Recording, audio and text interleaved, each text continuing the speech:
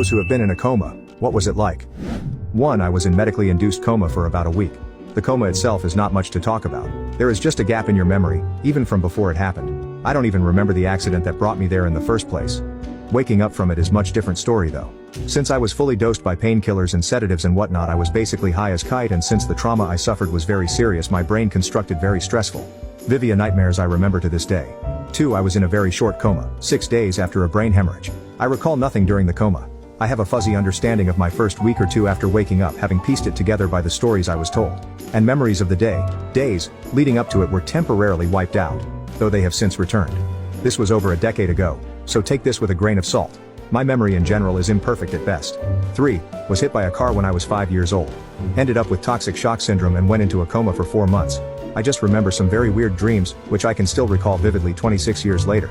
Someone mentioned something about visiting another realm, and that's pretty close to